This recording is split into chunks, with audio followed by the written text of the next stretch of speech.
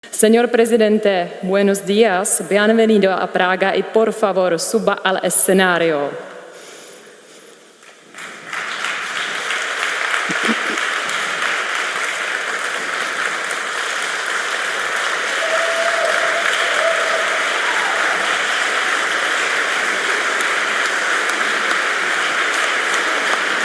Bienvenido, felicidades.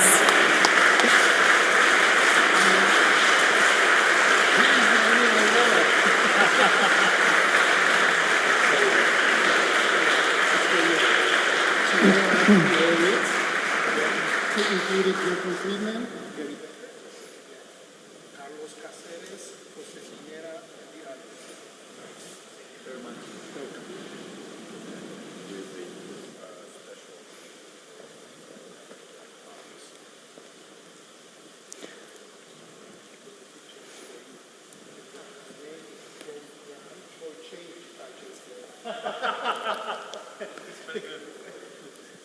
Okay, thank you, gentlemen. Now it's time for the speech of the President of Argentina, Javier Milei, for his annual lecture. And the name of his speech is How to Tackle Inefficient Government. The stage is yours, Mr. President. Hola a todos.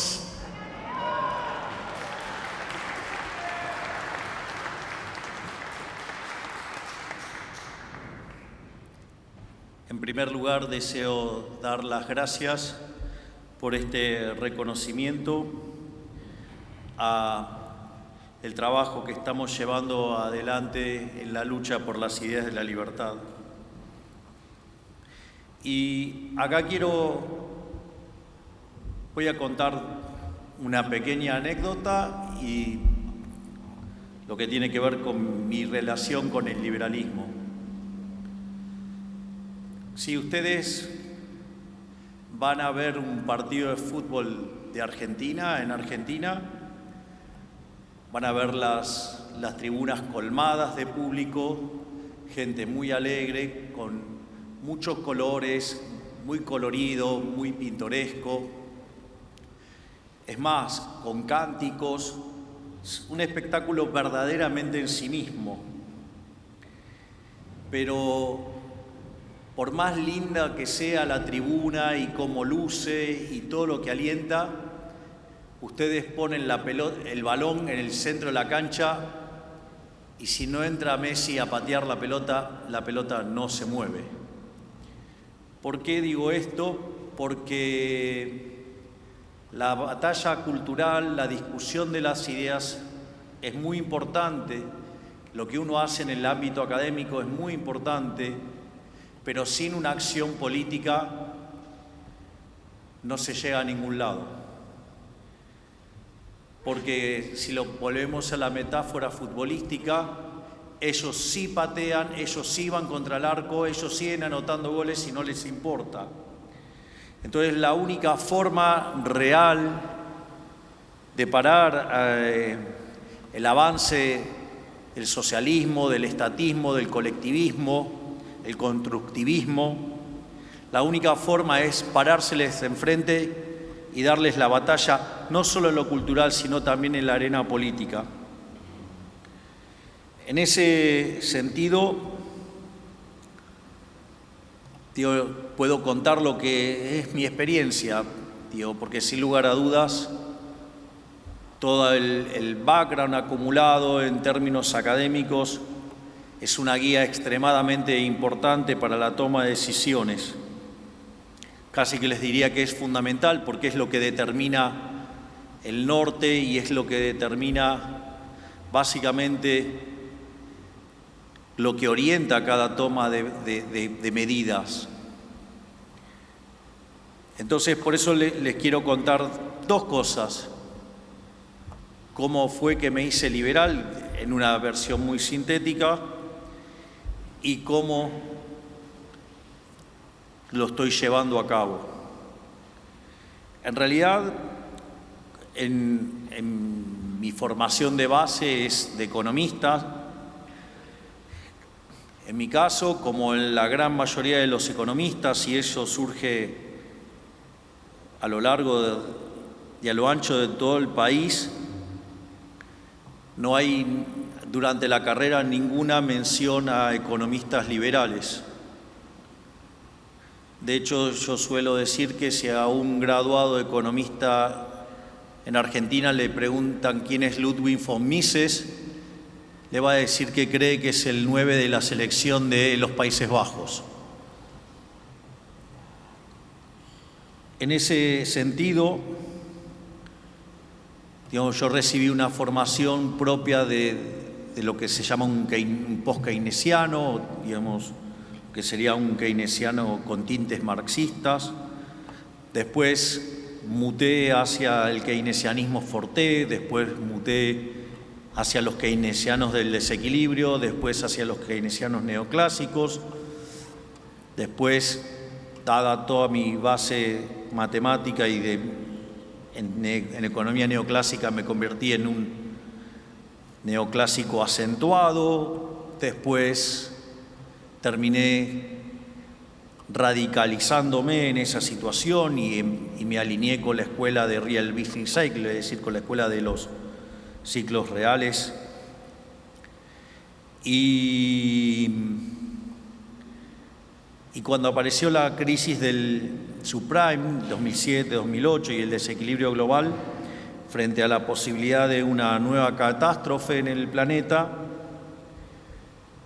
me volví a refugiar y a la lectura de Keynes y de Friedman.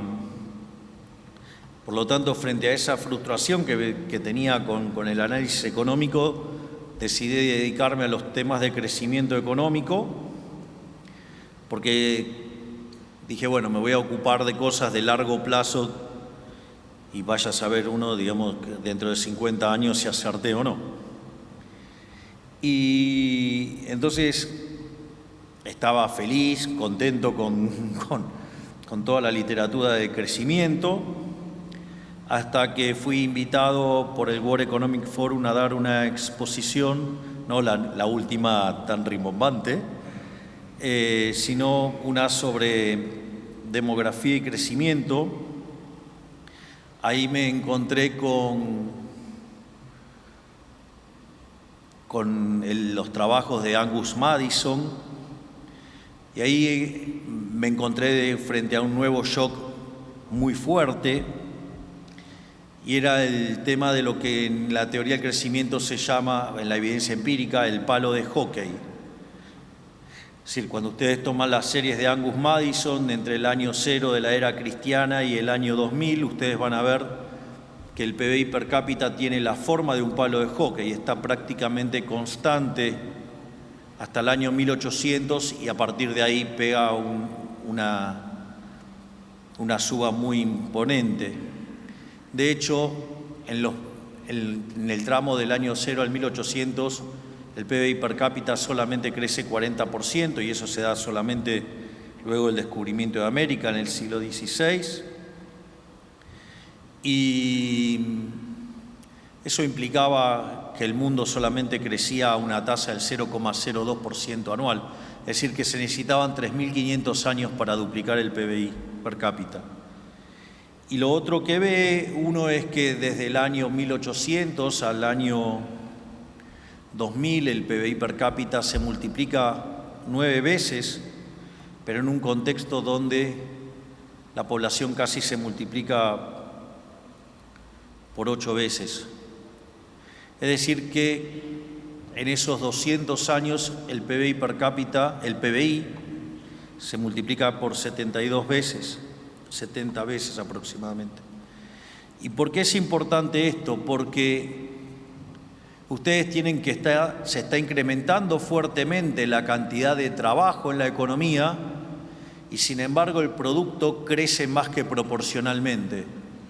Es decir, no se cumple el postulado de los rendimientos marginales decrecientes. Y aparece un problema que en la economía neoclásica se llama no convexidad. La no convexidad, que es un problema de índole matemática, en realidad está asociado con las estructuras de mercado concentrado. Y lo interesante es que cuando ustedes estudian microeconomía y miran las estructuras de mercado concentrados, es decir, les pongo el caso más violento, digamos el más extremo, que es el monopolio. Según la teoría neoclásica, los monopolios son malos. Y ahí aparecen dos preguntas, porque cuando ustedes miran en el 1800 la cantidad de gente que vivía en la extrema pobreza, es decir, con menos de $1 diario, era más del 95% de la población. Y cuando lo miraban en el año 2000, ese número había caído a menos del 15%. Entonces, y además los niveles de vida se habían multiplicado fenomenalmente. Entonces la pregunta es, ¿cómo puede ser algo que ha sido tan virtuoso para la humanidad en términos de bienestar y en términos de caída de pobreza, algo tan maravilloso como podía ser que la teoría económica, supuestamente la buena teoría económica, decía que eso era malo? Esa situación me perturbó muchísimo y eso me terminó llevando a algo maravilloso, que fue encontrarme con un artículo de Murray Newton Rothbard que se llama Monopolio y Competencia. Yo recuerdo que cuando recibí ese artículo, un artículo de 140 hojas,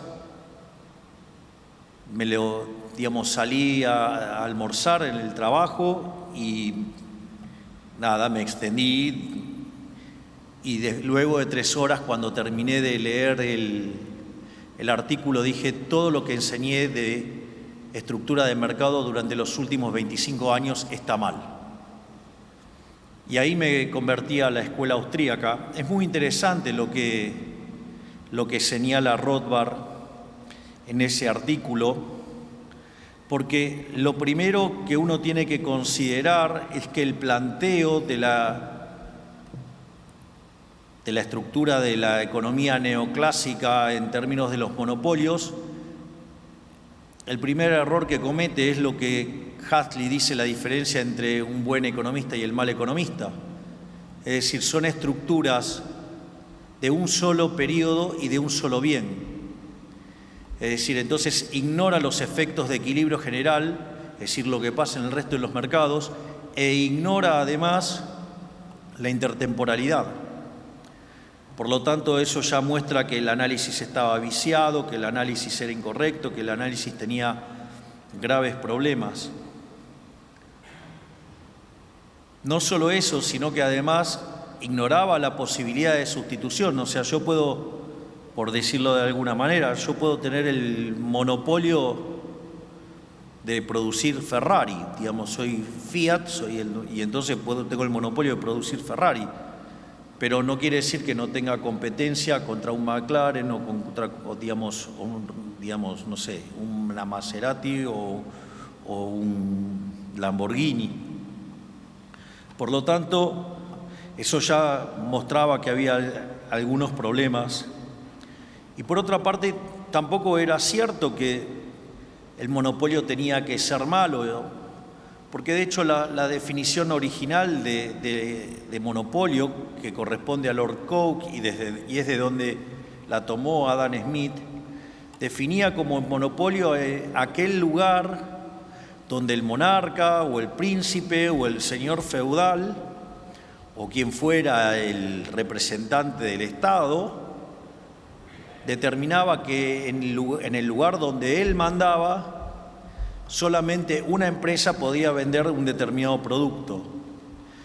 Es decir, pero claro, y si eso era violentado, le caía con toda la fuerza de la ley y eso podía implicar desde mandarlo a la cárcel o enviarlo al más allá.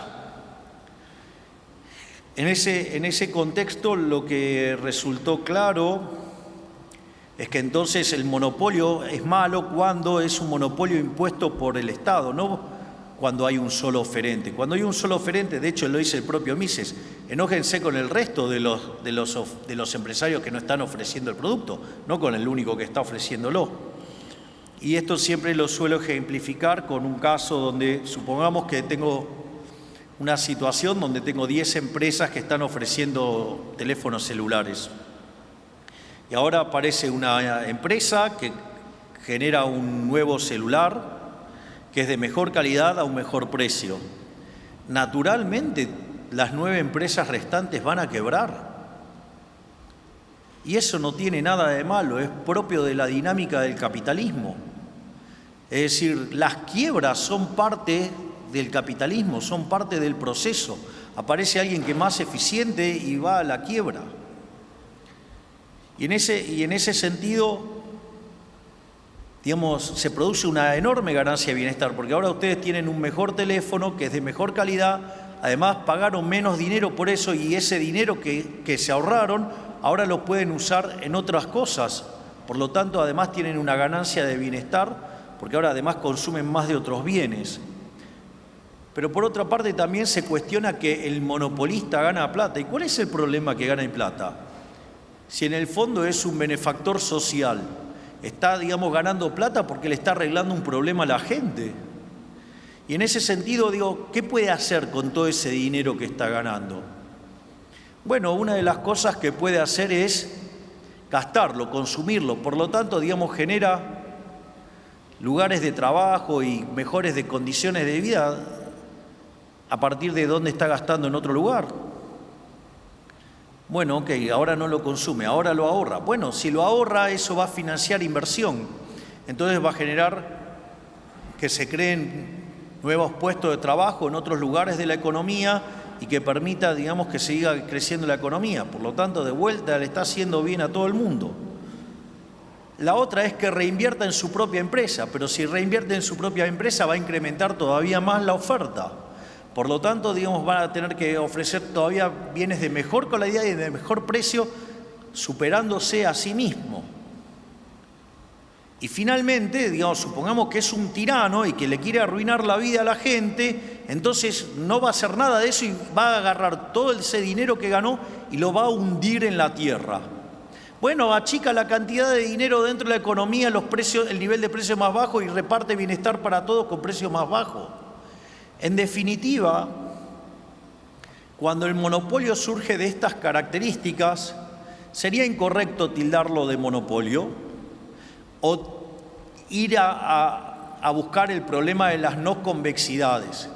Pero ese problema en economía está porque después del daño enorme que causó la aparición de la teoría general de Keynes, y con todo el análisis económico desarmado y con la necesidad de rearmar el sistema de forma de pensar la economía como consecuencia de la destrucción que había causado el keynesianismo, ustedes podían optar entre la línea que venía de la escuela austríaca, pero que había quedado derrotada por la Gran Depresión,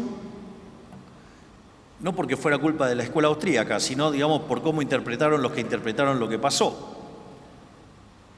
Y por otro lado, ustedes tenían la línea de Walras. Entonces, se trabajó más en esa línea de la economía matemática, donde a partir del trabajo de Wall, que ya, digamos, era a inicio del siglo XX, aparecen economistas como Mackenzie, Arrow, Debré, Hahn, digamos, donde básicamente retoman esa forma de pensar a partir de la llegada de los teoremas de punto fijo de Brouwer y de Kakutani. Y la realidad es que la discusión del equilibrio era una discusión sobre la existencia, la unicidad y la estabilidad. Y el problema arranca, digo, cuando se mete en el medio del análisis el problema normativo, el análisis del bienestar, es decir, cuando meten a Pareto en el medio. Y cuando hay que elegir, digamos, para la optimalidad, ustedes se ven en el dilema de elegir entre la fábrica de alfileres de Adam Smith, que son los rendimientos crecientes, y la idea de la mano invisible.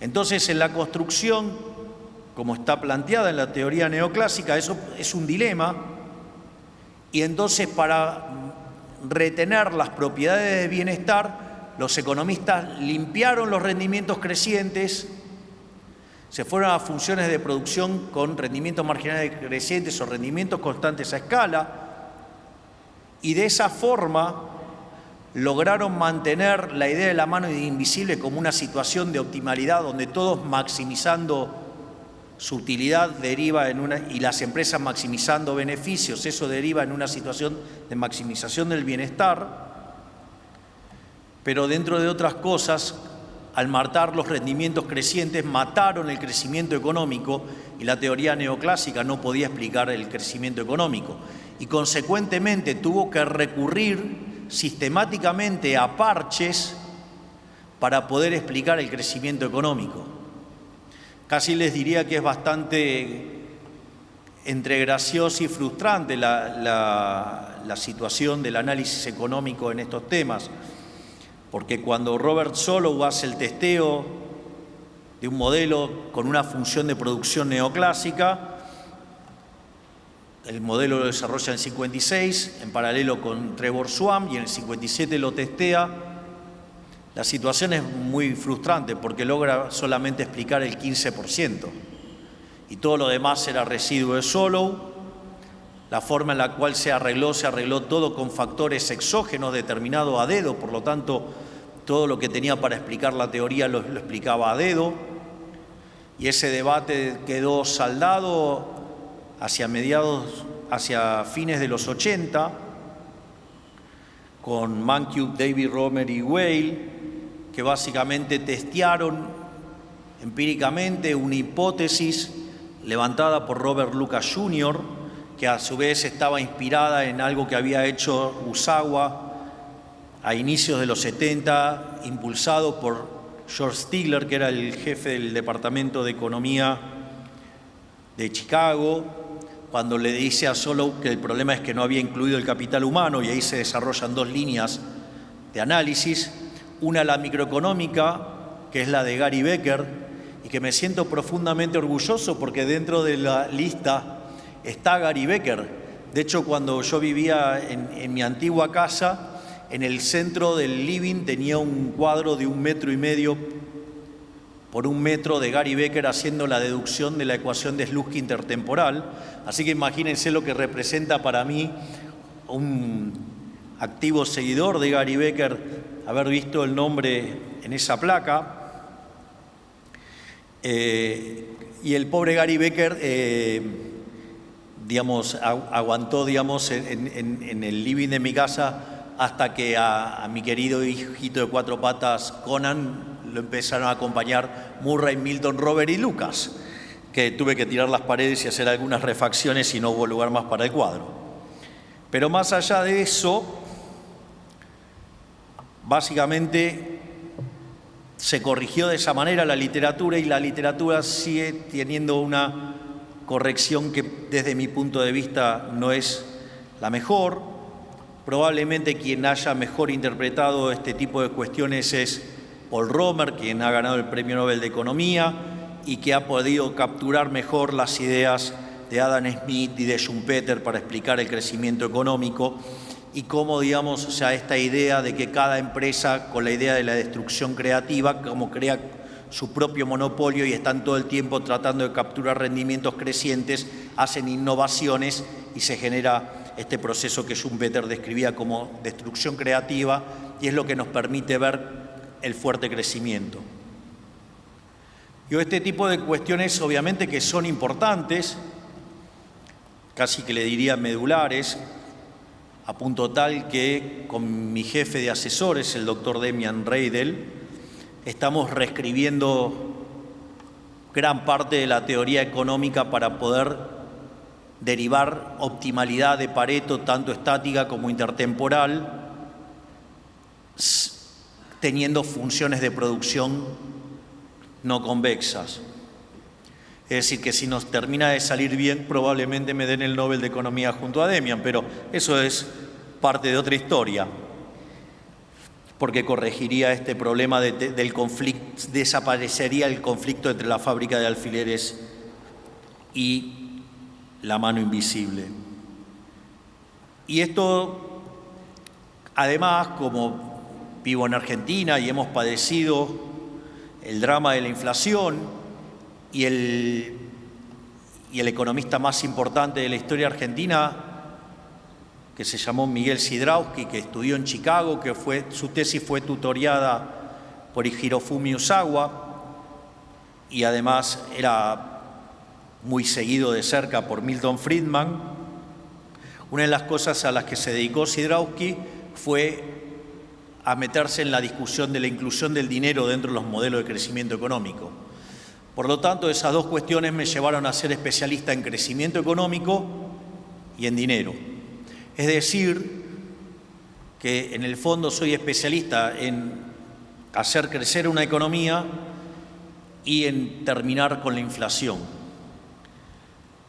Y esto es interesante y además liberal-libertario en un país que hasta hace poco dominaban las ideas de la izquierda, hasta que en diciembre el 56% dijo que quería un cambio en favor de la libertad. Y en ese sentido es impresionante porque Argentina, que a fines del siglo XIX estaba en el grupo de los países más ricos del planeta, al momento en que nosotros llegamos al poder, Argentina estaba 140 en el ranking, con más del 50% de pobres, con una situación donde, siendo que Argentina produce alimento para 400 millones de seres humanos, con una presión fiscal en el sector que produce alimento del 70%, es decir, que el Estado se lleva el alimento de 280 millones de seres humanos, en Argentina hay 5 millones de personas que no le alcanzan para comer. Además, con la inflación acelerándose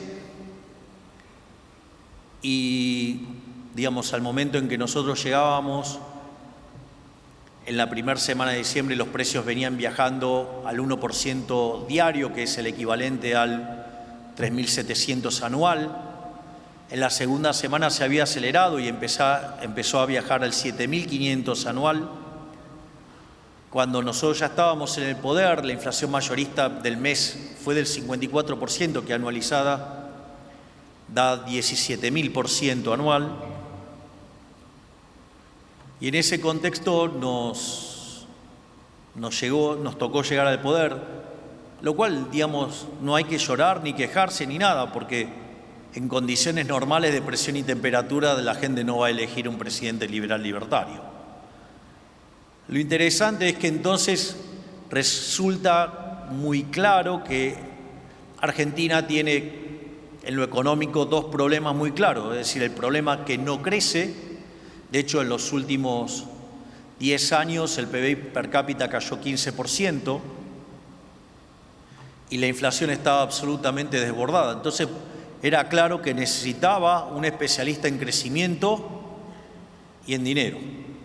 Bueno, la gente no se equivocó, el 56% eligió el especialista en crecimiento y dinero, que es mi caso.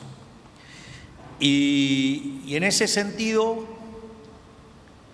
esa conversión que yo hice al liberalismo cuando leía a Rothbard y leía a Mises y leía a Hayek, a Walter Block, a Alberto Venegas Lynch-Hijo, a Hans Gemma Hoppe, a Jesús Huerta de Soto, a Miguel Ancho Bastos y otros tantos gigantes de las ideas de la libertad, se volvió un elemento determinante al momento de hacer política también, porque no solo la Escuela Austríaca de Economía tiene la parte vinculada al análisis económico, sino que además incluye, al hacer todo un planteo sobre la libertad y un planteo sobre la ética y la moral de la libertad. Por eso para nosotros es muy útil siempre cuando enfrentamos a un problema, es que siempre partimos de la definición de liberalismo. Entonces, yo suelo usar la definición de Alberto Venegas Lynch-Hijo, que dice que el liberalismo es el respeto irrestricto del proyecto de vida del prójimo, basado en el principio de no agresión y en defensa del derecho a la vida, la libertad y a la propiedad, cuyas instituciones son la propiedad privada, los mercados libres de intervención estatal, la libre competencia, entendida en el sentido de Adam Smith o en el sentido de William Baumol, con la idea de los mercados disputables, ¿sí? La división del trabajo y la cooperación social, y donde solamente se puede ser exitoso sirviendo al prójimo con bienes de mejor calidad a un mejor precio. En ese contexto es una guía muy fuerte para el diseño de la política. Si ustedes buscan mis discursos en la Cámara de Diputados, una de las cosas que van a ver es que siempre me manifesté en contra del déficit fiscal. Y la principal crítica al déficit fiscal es que, sobre todas las cosas, es inmoral. Si el déficit fiscal es inmoral, porque si ustedes tienen déficit fiscal, ustedes tienen que financiarlo. Y una forma brutal y de las peores y más inmorales es utilizar la deuda, el endeudamiento. ¿Por qué? Porque la deuda son impuestos futuros. Quiere decir entonces que la fiesta de hoy, de las generaciones presentes, ustedes le están pasando el costo a las generaciones futuras, a nuestros hijos, a aquellos que no votan, a nuestros nietos y hasta gente que todavía ni siquiera ha nacido. Es decir, algo verdaderamente inmoral, una aberración. De hecho, Argentina ha utilizado frecuentemente ese mecanismo y Argentina es el máximo defaulteador serial de la historia moderna. Con lo cual eso también es una aberración porque implica violentar el derecho de propiedad del que decidió financiar la fiesta. O sea, somos tan irresponsables que nos vamos de fiesta, pedimos prestado y después ni siquiera, digamos, terminamos devolviendo la plata. O sea, el peor de los mundos. El otro caso es que cuando se queda sin financiamiento, la política utiliza la emisión monetaria. En ese sentido, Argentina, desde la creación del Banco Central, le quitó 13 ceros a la moneda, destrozó 5 signos monetarios, tuvo 2 hiperinflaciones sin guerra. Hoy podríamos quitarle 3 ceros más a la moneda. Estuvimos al borde de una hiperinflación, la cual además le cuento que la hemos derrotado, la estamos derrotando. Porque si bien la inflación mayorista del último mes fue 3,5% y eso anualizado da 50, pero recuerden que venimos de 17.000. Y en la última semana la inflación de alimentos y bebidas fue del 0%, es decir, algo que no se lograba hacía 30 años. Por lo tanto, también ahora estamos derrotando la inflación, porque la inflación es un impuesto no legislado, por lo tanto es absolutamente inmoral, porque además castiga más fuerte a los que menos tienen, con lo cual es absolutamente regresivo y como si fuera poco, además distorsiona el funcionamiento del sistema de precios y por lo tanto penaliza el crecimiento, es decir, es una máquina de empobrecer. Y nosotros también estamos atacando fuertemente el déficit fiscal y la emisión monetaria. Y finalmente, otra forma que tiene el fisco para financiarse es subiendo los impuestos. Y cuando ustedes suben los impuestos es un ataque a la propiedad. De hecho, si lo llevan al límite, si los impuestos son del 100%, directamente estamos en esclavitud, con lo cual también, digamos, ahí hay otra cuestión en términos de libertad y que cuanto más grande es el Estado, menos libre se es. Y en ese sentido, fíjense que nosotros cuando llegamos al poder teníamos un déficit fiscal de 15 puntos del PBI, 5 en el Tesoro y 10 en el Banco Central. Y nuestra propuesta de campaña era una motosierra y decían que estábamos locos, que no se podía hacer, que con suerte se podía ajustar un punto del PBI y que lo del Banco Central se iba a arreglar solo. La realidad es que hicimos un ajuste fiscal en realidad en el primer mes de gestión alcanzamos el déficit cero en financiero, terminamos haciendo un ajuste de 7 puntos del PBI en el Tesoro y ahora, digamos, estamos empezando a recomponer partidas y llevamos un ajuste de 6 puntos del PBI. Y por otra parte, el déficit cuasi fiscal, el déficit del Banco Central, que eran 10 puntos del PBI, lo hemos bajado en 9 puntos. Es decir, que en 6 meses de gobierno hicimos el ajuste fiscal más grande no solo de la historia argentina, sino que además hemos hecho el ajuste fiscal más grande de la historia de la humanidad. Y le estamos devolviendo al sector privado 15 puntos del PBI. Por lo tanto, Argentina tiene para crecer por la propia dinámica del rebote después de hacer un fuerte ajuste y estabilizar. Tiene el potencial de crecer porque es una economía que después de 20 años quedó muy descapitalizada y por ende los retornos son muy altos y eso permite que haya crecimiento aún con las instituciones que tenemos. Y el hecho de aportar 15 puntos de ahorro va a permitir que haya un boom de inversión y por ende haya crecimiento económico. Y encima, como si todo esto fuera poco, emprendimos un programa de reformas estructurales que ya, digamos, tiene la sanción de la Cámara de Diputados y la Cámara de Senadores y ahora volvió a diputados para hacer la versión final, más un DNU que en total son 800 reformas estructurales.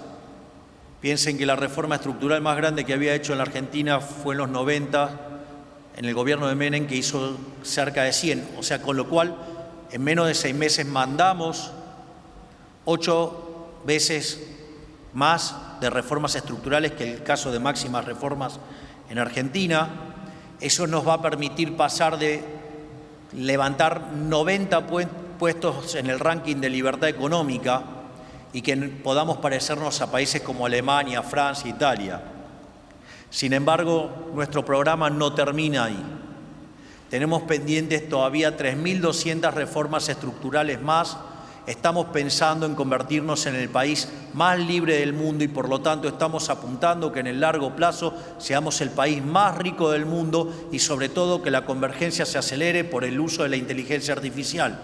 Por lo tanto, de la mano de las ideas de la libertad y del progreso tecnológico, pero sobre todas las cosas, de las ideas de la libertad, ¿sí?, de los mercados libres, ¿sí?, del respeto de la propiedad privada, del respeto de la vida, digamos, con estos valores morales, Argentina va a salir de su oscuro presente para convertirse en el caso más brillante de la historia de la humanidad para volver a ser ricos. Y todo eso gracias de la mano de las ideas de la libertad, de la mano de Rothbard, de la mano de Mises, de la mano de Hayek y todos aquellos pensadores que además no solo pelearon en la academia por las ideas de la libertad, sino que muchos de ellos hasta, digamos, lo han hecho en el frente de batalla. Muchísimas gracias y ¡viva la libertad, carajo!